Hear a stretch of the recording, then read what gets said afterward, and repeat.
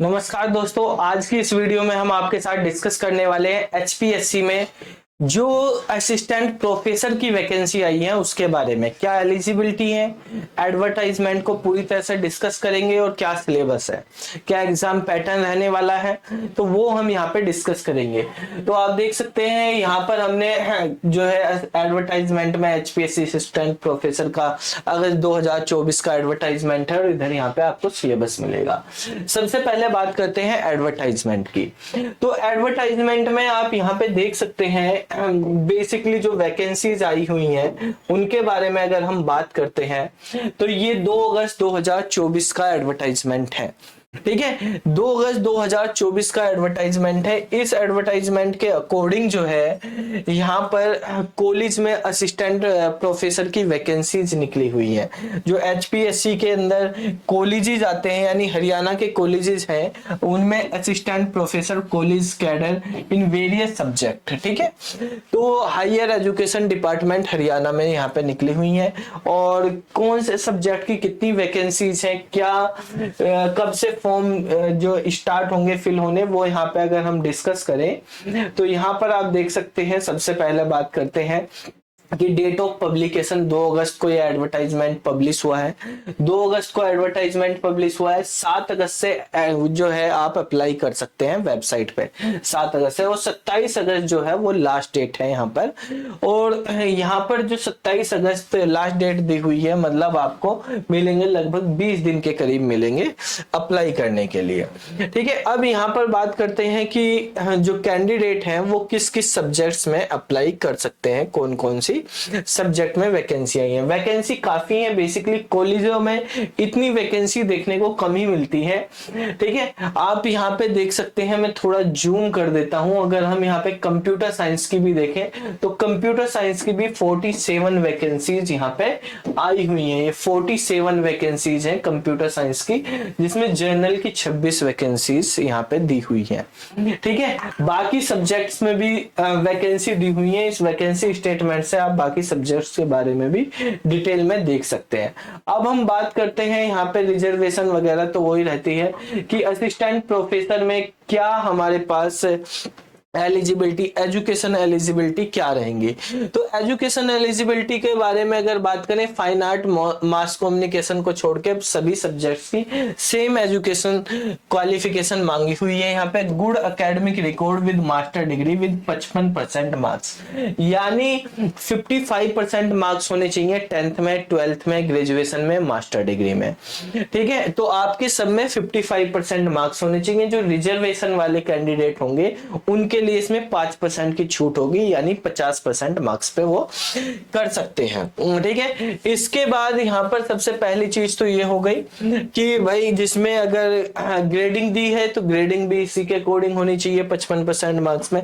हिंदी या संस्कृत की नॉलेज होनी चाहिए, यानी हिंदी या संस्कृत कैंडिडेट ने 10th क्लास तक पढ़ा हुआ हो, तो मैट्रिक स्टैंडर्ड या बाद में पढ़ा हो। उसके बाद नेक्स्ट जो है यहाँ पे मास्टर डिग्री है मेनली, तो इसमें वो झंझट ही नहीं है कि आपके पास एमसीए हो या ना हो, तो एमसीए वाले डायरेक्ट यहाँ पे अप्लाई कर सकते हैं। एमसीए, एमएससी, आईटी, सीएस वगैरह, वो मास्टर डिग्री की बात करी गई है, सभी सब्जेक्ट्स के लिए कॉमन है। नेट का एग्जाम क्वालिफाई हो। ठीक है, मास्टर डिग्री के साथ साथ आपके पास क्या होना चाहिए, नेट का एग्जाम क्वालिफाई होना चाहिए। अगर नेट नहीं है तो पीएचडी, पीएचडी नहीं है तो नेट, दोनों है तो और भी अच्छा है। ठीक है, तो यहाँ पर जो है नेट, नेशनल एलिजिबिलिटी टेस्ट जो होता है वो यहाँ पे होना चाहिए। ठीक है, इसके साथ साथ एमफिल या पीएचडी की डिग्री दी हुई है, वो ऑप्शनल में है। अगर किसी ने नेट नहीं किया, पीएचडी की हुई है, वो भी चल जाएगा। ठीक है, तो दोनों की हुई है तो भी अच्छी बात है यहाँ पर। इसके बाद असिस्टेंट प्रोफेसर फाइन आर्ट्स वालों के अलग दिए हुए हैं रूल, मास कम्युनिकेशन वालों के लिए अलग थोड़ा सा स्टैंडर्ड यहाँ पे दिया हुआ है। ठीक है, अब हम आते हैं, बाकी ये तो सब इन्हीं के बारे में यहाँ पे लिखा हुआ है। ठीक है, इसमें दिया हुआ 5% की रिलैक्सेशन जो अभी आपको बताई है, रिजर्वेशन वालों के लिए यहाँ पे 5% की रिलैक्सेशन मिलेगी, जो भी रिजर्वेशन कैंडिडेट्स रहेंगे यहाँ पर। ठीक है, मार्क्स में 55 से उनके लिए 50% हो जाएगी। ठीक है, एज की क्राइटेरिया देखते हैं। एज का क्राइटेरिया भी यहाँ पे अगर हम देखें तो वो भी जो है 42 साल के करीब है यहाँ पर। तो इसको हम स्क्रॉल कर लेते हैं। अच्छा, एज तो 21 साल से 42 साल तक की इसमें दी हुई है। ठीक है, अब इसका जो एग्जाम होगा वो 2 पार्ट्स में होगा। ठीक है, रिटन एग्जाम 2 पार्ट्स में होगा, फिर उसके बाद इंटरव्यू होगा। सबसे पहले होगा एक स्क्रीनिंग टेस्ट होगा। स्क्रीनिंग टेस्ट जो है केवल शॉर्ट लिस्ट करने के लिए है। स्क्रीनिंग टेस्ट के जो फाइनल मेरिट में मार्क्स नहीं जुड़ेंगे। यहाँ पर 100 नंबर का स्क्रीनिंग टेस्ट होगा। स्क्रीनिंग टेस्ट भी आपका सब्जेक्ट का होगा, 2 घंटे का होगा, 100 मार्क्स का ही होगा। सारे क्वेश्चंस यानी 1 मार्क्स के होंगे। इसके अंदर 5 ऑप्शन दिए होंगे, A B C D E. ठीक है, तो अब 5 ऑप्शन के अकॉर्डिंग आएंगे। अगर ए बी सी डी में से आपको कोई सेलेक्ट करना है, उनमें से सेलेक्ट करेंगे। अगर क्वेश्चन को स्किप करना है तो आपको वहां पे सेलेक्ट करना होगा उसके लिए ई वाला ऑप्शन। ठीक है, ब्लैंक नहीं छोड़ना। ठीक है, अगर आपने ई वाला ऑप्शन करा, ई का मतलब है आपने उस क्वेश्चन को अटेम्प्ट नहीं किया है। ठीक है, और आप अगर ब्लैंक छोड़ देंगे तो ब्लैंक छोड़ने में नेगेटिव मार्किंग होगी। ठीक है, अगर ऑप्शन आपने कोई सा भी नहीं लगाया तो नेगेटिव मार्किंग होगी। और 10% अगर ऐसे गोले आपने छोड़ दिए जो फिल ही नहीं किए तो आप डिस्क्वालीफाई वहीं पे हो जाएंगे। ठीक है, नेगेटिव मार्किंग यहाँ पे 1/4 है, 0.25 की रहेगी। ठीक है, इंग्लिश लैंग्वेज में आपका होगा जो normally botany, computer science, defence studies वगैरह, मैथमेटिक्स, फिजिक्स, जियोलॉजी, ये इंग्लिश लैंग्वेज में ही होंगे। बाकी कुछ बाइलिंगुअल होंगे यहाँ पर। ठीक है, इसमें 25% मार्क्स लाना जरूरी है। अगर कोई स्क्रीनिंग में ही 25% मार्क्स नहीं ला सकता तो वो भाई हाथ जोड़ के घर पे बैठ जाए। ठीक है, तो इसका काम केवल स्क्रीनिंग का यही है कि 25% लाने के लिए भी आप एलिजिबल हो या नहीं, तो वो आप सब इतने पढ़े लिखे होशियार हो ही ले आओगे। उसके बाद सब्जेक्ट नॉलेज टेस्ट होगा आपका। ये 3 घंटे का एग्जाम होगा। इस 3 घंटे के एग्जाम में आपके 150 क्वेश्चन आएंगे। तो 180 मिनट में आपको 150 क्वेश्चन करने, ये भी उसी तरह से इंग्लिश मीडियम या बाइलिंगुअल सब्जेक्ट्स के अकॉर्डिंग दिए हुए हैं। कंप्यूटर साइंस का इंग्लिश में ही होगा। यहाँ पर जो क्वालिफाइंग क्राइटेरिया 35% है। 35% से अगर कम मार्क्स आए तो आप डिस्क्वालीफाई हो जाएंगे। 35% से ज्यादा मार्क्स आए तो मेरिट बनेगी। मेरिट में जितने उनको कैंडिडेट्स आएंगे उसके 4 गुने कैंडिडेट्स के अकॉर्डिंग बुलाए जाएंगे। ठीक है, और उसके बाद इंटरव्यू होगा। इंटरव्यू की अगर हम बात करें तो इंटरव्यू का वेटेज जो होगा वो 12.5% का रहेगा। जो ये सब्जेक्ट नॉलेज टेस्ट होगा उसका वेटेज 87.5% का रहेगा। 87.5% का वेटेज रहने वाला है। 12.5% जो है यहाँ पे वेटेज किसका होने वाला है? 12.5% वेटेज होने वाला है इंटरव्यू का। अगर किसी को लगता है कि भाई मेरा इंटरव्यू में सोर्स नहीं है, मेरी जान पहचान नहीं, कुछ ऐसा भी चलता है वो भी चलता है यहाँ पे, तो आप घबराने की जरूरत नहीं। इतनी मेहनत कर दो रिटन में कि आपको इंटरव्यू पे इतना कोई ज्यादा फर्क ना पड़े। ठीक है, तो आपको रिटन को अच्छे से करना है कि रिटन में आप जो है उतने मार्क्स ले आओ कि इंटरव्यू में अगर आपके थोड़े बहुत कम भी हो गए तो कवर हो जाए। ठीक है, एलिजिबिलिटी बाकी नेशनलिटी का तो वही एलिजिबिलिटी होती है, आप सब इंडिया वाले हो, एलिजिबल हो। एज लिमिट जो है 21 साल से 42 साल तक की दी हुई है। 5 साल रिजर्वेशन के अकॉर्डिंग इसमें रिलैक्सेशन मिलेगी। सिलेबस की बात कर लेते हैं हम। यहाँ पर कंप्यूटर साइंस का सिलेबस क्या होने वाला है। अगर कंप्यूटर साइंस के सिलेबस की बात करें तो कंप्यूटर साइंस का सिलेबस जो यूजीसी नेट का सिलेबस होता है उसी के अकॉर्डिंग यहाँ पे कुछ सिलेबस दिया हुआ है। ठीक है, सबसे पहले अगर हम बात करते हैं यहाँ पे यूनिट 1 डिजिटल इलेक्ट्रॉनिक्स और कंप्यूटर सिस्टम आर्किटेक्चर से रिलेटेड है। यहाँ पर सबसे पहले नंबर सिस्टम दिए गए हैं कि नंबर सिस्टम क्या होते हैं उसके बारे में है। नंबर सिस्टम के बाद में लॉजिक फैमिलीज है, सीक्वेंशियल सर्किट है, कॉम्बिनेशनल सर्किट है, सीपीयू ऑर्गेनाइजेशन और मेमोरी मैनेज ऑर्गेनाइजेशन है। मतलब यहाँ पर ऊपर वाला जो पार्ट है वो डिजिटल इलेक्ट्रॉनिक्स का और ये कंप्यूटर सिस्टम ऑर्गेनाइजेशन का पार्ट दिया हुआ है, या कंप्यूटर सिस्टम आर्किटेक्चर आप बोल सकते हैं इसको। फिर प्रोग्रामिंग है सेकेंड यूनिट में। प्रोग्रामिंग में आपको सी लैंग्वेज है, C++ लैंग्वेज है, उससे रिलेटेड यहाँ पे दिया हुआ है। ऑब्जेक्ट ओरिएंटेड में C++ लैंग्वेज दी हुई है, तो C और C++ लैंग्वेज के क्वेश्चंस यहाँ पे पूछे जाने हैं। यूनिट 3 आपकी DBMS से रिलेटेड है, तो डेटाबेस मैनेजमेंट सिस्टम है और SQL से रिलेटेड यहाँ पे दिया हुआ है।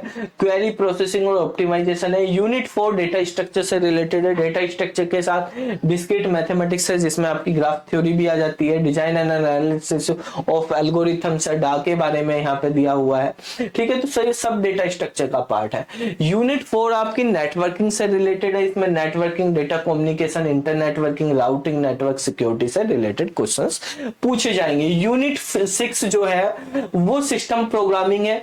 सिस्टम प्रोग्रामिंग है जैसे मतलब आपकी असेंबली लैंग्वेज होगी उसके बारे में, 8085 के बारे में। ठीक है, कंपाइलर डिजाइन हो गया आपका, टीओसी वगैरह होगी, ये सारी चीजें इसमें पूछी जाएंगी। यूनिट 7 जो है उसमें ऑपरेटिंग सिस्टम है। ये सारा का सारा ऑपरेटिंग सिस्टम है। ठीक है, operating system, memory management, scheduling, Linux, Unix operating system के बारे में। यूनिट 8 जो है सॉफ्टवेयर इंजीनियरिंग है, डेटा वेयरहाउस, डेटा माइनिंग वगैरह, ये सारी चीजें हमने सब कवर कराई हुई हैं ऑलरेडी, सब पढ़ाई हुई हैं। बस आपको डेप्थ में जाना है, क्वेश्चंस के लेवल को देखना, क्योंकि असिस्टेंट प्रोफेसर है। देखो ये बहुत बड़ी बात है, इसमें आपको मौका है। बाकी यूनिवर्सिटीज में आजकल जैसे दिल्ली में भी एक बार अभी एग्जाम हुए थे असिस्टेंट प्रोफेसर के, वहां पर जो क्वेश्चंस आए थे वो स्टैट्स के क्वेश्चन आ रहे थे सारे। ठीक है, आर्टिफिशियल इंटेलिजेंस के, डेटा साइंस के क्वेश्चन, स्टैटिक्स के क्वेश्चन आ रहे थे। लेकिन इसमें उन्होंने सिलेबस भी नहीं दिया हुआ था कि सिलेबस के आएंगे, लेकिन यहाँ पे सिलेबस है, और सिलेबस वही है जो आप यूजीसी नेट में पढ़ते हैं, आप एचपीएससी के लिए पढ़ रहे थे। ठीक है, जो पीजीटी कंप्यूटर साइंस, DSSB के लिए पढ़ते हैं, तो वही सिलेबस है। कंप्यूटर ग्राफिक्स है, वेब इंजीनियरिंग है जिसमें वेब डिजाइनिंग से रिलेटेड है, जावा, एप्लेट, सर्वलेट, ये भी इसमें दिए हुए हैं। ऑपरेटिंग सिस्टम, ऑपरेटिंग रिसर्च के बारे में देखो, बेसिकली अगर हम देखें इस सिलेबस में जो सारी चीज दी हुई है वो सब है हमारी वेबसाइट पर। बस ऑपरेटिंग रिसर्च LLP जो है मैथमेटिक्स का पार्ट है, बीएससी वाले बच्चे बीएससी मैथमेटिक्स में पढ़ते हैं, ये हम करा देंगे। ठीक है, कंप्यूटर ग्राफिक्स हमने पहले भी कराया था, नोट्स भी थे, दोबारा से इसके बारे में भी हम, ये बेसिकली उसमें भी पूछा जा रहा है, DSSB में भी पूछा जा रहा है, तो उसमें करा देंगे। मैथमेटिक्स का पार्ट है LLP वगैरह, तो ये सब चीजें हो जाएंगी। आपकी थ्योरी ऑफ कंप्यूटेशन हमने बात ही करी थी, थ्योरी ऑफ कंप्यूटेशन आपको डिटेल में TOC के बारे में अभी HPSC PGT CS में आपको कराए हुए हैं। तो सारा सिलेबस जो है, आप अगर वेबसाइट्स पे जाएंगे कि कौन सा हमें कोर्स लेना है इसकी तैयारी करने के लिए, भाई तो एक ही कोर्स में तो सारी चीज है नहीं। मोस्टली आप HPSC वाले कोर्स में जाएंगे तो HPSC वाले कोर्स में इसमें हमने TOC, कंपाइलर डिजाइनिंग, वो सॉफ्टवेयर इंजीनियरिंग वगैरह वो डिटेल में वहां पे कराई हुई है। ठीक है, और बाकी जो है हमारे पास UGC नेट का कोर्स है और DSSB का कोर्स है, उनमें जो है सारी चीज करवाई। तो ज्यादा बेटर है प्रीमियम पैकेज ले लो। प्रीमियम पैकेज से ये भी फायदा बच्चों को लगता है थोड़ा सा, भाई नॉर्मल अगर आप एक कोर्स लेते हैं हमारा, देखो मैं आपको इंटरनल बात बता दूं, वैसे 2499 रुपए का हमारा कोर्स होता है TGT PGT का। ठीक है, या ऑल TGT PGT, इस कोर्स में सबसे ज्यादा कंटेंट है। अगर हम बात करें TGT PGT वाला जो ये कोर्स है, ऑल TGT PGT का 2499 का 4 मंथ का कोर्स है। अगर आप प्रीमियम पैकेज ले लेते हैं ये वाला पैकेज, तो ये 4000 रुपए का आपको पड़ता है। इस 4000 में आपको A to Z सारा मिल जाता है। यहाँ पे कंप्यूटर साइंस से रिलेटेड पूरी आपका एक्सेस, कंप्यूटर साइंस के कोर्सेज का, टेस्ट सीरीज भी, PDF भी, ठीक है, और लाइव क्लास के जो सेशंस होते हैं वो भी मिल जाते हैं, रिकॉर्डेड भी, KVS भी, NVS भी, DSSB, ठीक है, कोई सा भी एग्जाम हो, ठीक है, HPSC वगैरह, UGC नेट सब मिल जाते हैं 4000 में। फिर हम ये जो लाइव क्लास है, अगर मान लिया कोई बच्चे का एग्जाम वगैरह होता है या लाइव क्लास में जो है कभी कभी ऑफ हो जाते हैं, मान लिया वीक में हमने किसी वीक में 1-2 छुट्टी होगी या 3-4 छुट्टी होगी, तो हम छुट्टी के अकॉर्डिंग जितनी मान लिया हमने 4 महीने में छुट्टी कर दी तो बच्चे का और इंक्रीज कर देते हैं एक्स्ट्रा करने पे। 4 महीने में 5 महीने तो नॉर्मली हम दे ही देते हैं। ठीक है, तो 5 महीने का भी एग्जाम हो जाता है तो 10-15 दिन हमें ये नहीं करते कि बच्चे के सब पैसे लेते हैं, तो इंक्रीज ही कर देते हैं। तो 4000 में आपको 4 महीने नहीं, ये 5 महीने 6 महीने का भी हो जाता है कभी कभी। ठीक है, तो उतना ही आ जाता है, वो सारा कंटेंट आ जाता है, आपको पूरी ऐप का एक्सेस मिल जाता है, लाइव डाउट सेशन भी ले सकते हैं, तो वो आप कर सकते हैं यहाँ पे। ठीक है, तो उसमें आप कवर हो जाएगा, बाकी आपकी मर्जी। यहाँ पे सारा कंटेंट है, आप कंटेंट भी क्या क्या कौन से कोर्स में है सारा पूरा क्लियर खुला हुआ है। कोई ये नहीं कि बाद में जो इसमें दिख रहा हो वो सारा भी के अभी आपको मिल जाता है। ठीक है, रिकॉर्डेड में। तो वो आप देख सकते हैं, उसके अकॉर्डिंग आपको अगर कोर्स लेना तो आप ले सकते हैं, नहीं तो आप जहां से तैयारी करें भाई, प्रैक्टिस। और मैं एक बात बता दूं, कोर्स की तैयारी करनी है, ठीक है, तो भाई इसके लिए आप यूजीसी नेट के प्रीवियस ईयर के क्वेश्चन, गेट के प्रीवियस ईयर के क्वेश्चन वो जरूर करना। ये नहीं कहना कि क्या नाम जी सर की बुक ले लो, भाई मैं ये कह रहा हूँ असिस्टेंट प्रोफेसर की अगर तैयारी करनी, हमारी जो बुक्स हैं असिस्टेंट प्रोफेसर की तैयारी में, आपको हमारी जो एमसीक्यू की बुक है वो काम नहीं करेंगी, ठीक है, क्योंकि वे बुक पीजीटी लेवल का और यहाँ पे लेवल थोड़ा अच्छा आएगा। तो बुक से ज्यादा रेफर करूंगा मैं कि आप यूजीसी नेट या गेट के प्रीवियस ईयर के क्वेश्चंस, चाहे आप गीक फॉर गीक से कर लो या कोई भी और वेबसाइट, वहां पे प्रीवियस ईयर के क्वेश्चंस रहते हैं, उनकी प्रैक्टिस इन टॉपिक से करो। या हमने भी यूजीसी नेट वाले में करवाई हुई है, देखो क्वेश्चंस वहां है, क्वेश्चंस को समझ नहीं आ रहा है एक्सप्लेनेशन, तो वो हम यूजीसी नेट वाले कोर्स में करा देते हैं वहां पे। तो क्वेश्चंस को समझने के लिए, प्रैक्टिस करने के लिए आप कोर्स ले सकते हो, ठीक है, और बाकी आपको थ्योरी समझने के लिए आप कोर्स ले सकते हो, लेकिन प्रैक्टिस करने के लिए आप यूजीसी नेट के प्रीवियस ईयर के 10 साल के सारे क्वेश्चन से रट देना, इन सिलेबस से रिलेटेड वो जरूर करना, ठीक है। इसको करने के लिए सबसे ज्यादा इंपॉर्टेंट चीज वही रहेगी, क्वेश्चंस की जितनी प्रैक्टिस करोगे, ठीक है। रोज डेली टारगेट बना लो भाई, अभी एग्जाम कब होगा वो तो पता नहीं है, लेकिन अभी से आप टारगेट बना लो कि मुझे 50 क्वेश्चन तो डेली करने ही है, देखिए, एक सब्जेक्ट्स वाइज उस तरह से 10 यूनिट आपको दी हुई है, हर यूनिट्स के आप क्वेश्चंस लगाने शुरू करोगे, 50 इसके कर दूंगा, 50 इसके, हर यूनिट के आप 500 क्वेश्चंस कर ले, ठीक है, तो 10-10 दिन में आपकी यूनिट खत्म हो जाएगी, ठीक है, एक यूनिट। तो इस तरीके से आप इजीली कर लेंगे, फिर एग्जाम आएगा उसी तरह से आप अपनी स्पीड बढ़ा सकते हैं, ठीक है। तो ये हो गया हमारे पास इस कोर्स से रिलेटेड चीजें, ठीक है, क्या सिलेबस है, क्या वो है, हमने एचपीएससी के बारे में बात करी है। बाकी आपको कोई भी डाउट हो, कुछ पूछना हो, आप हमारे नंबर पे व्हाट्सएप कर सकते हैं, कॉल कर सकते हैं, या वीडियो पे कमेंट कर सकते हैं। फिर मिलते हैं अगली वीडियो में, तब तक के लिए जय हिंद, जय भारत, नमस्कार।